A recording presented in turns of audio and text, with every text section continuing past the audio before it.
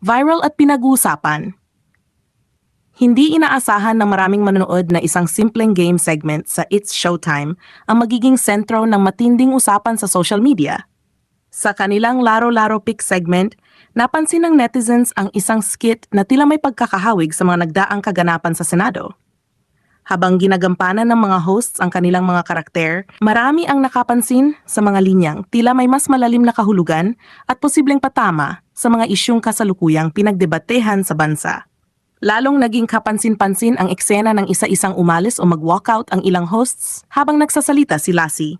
Sina MC Mua, Vong Navarro, Kim Chiu, Darren Espanto, Jackie Gonzaga, Shani Dominguez, Karil, at iba pang madlang people ay makikitang unti-unting lumalabas sa eksena, bagay na agad naging sentro ng atensyon ng mga manood.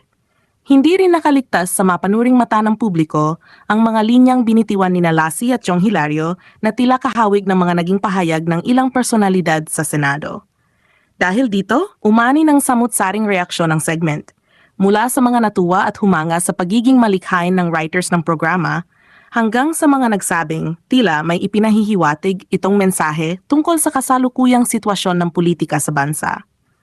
Ngunit ang mas ikinagulat ng marami ay nang mahulaan ng contestant ang kantang Tatsulok at bigla itong pinatugtog sa buong studio. Sabay-sabay na umawit ang mga hosts at madlang people ng mga linyang matagal ng kinikilala bilang simbolo ng panawagan laban sa hindi pagkakapantay-pantay sa lipunan. Sa puntong iyon, tila naging mas makahulugan ang buong eksena. Marami ang nagsabing hindi ito ordinaryong pagpapatawa lamang, kundi isang segment na may mensaheng maaring pag-isipan ng publiko. Dahil dito, bumuhos ang reaksyon ng netizens. May mga nagsabing napakatalino at napapanahon ng pagkakasulat ng skit, habang ang iba naman ay naniniwalang isa itong matapang na paraan ng pagpapahayag ng saloobin sa pamamagitan ng entertainment. Throwing shade nga ba ang It's Showtime? May nakatagong mensahe nga ba sa likod ng kanilang viral na segment?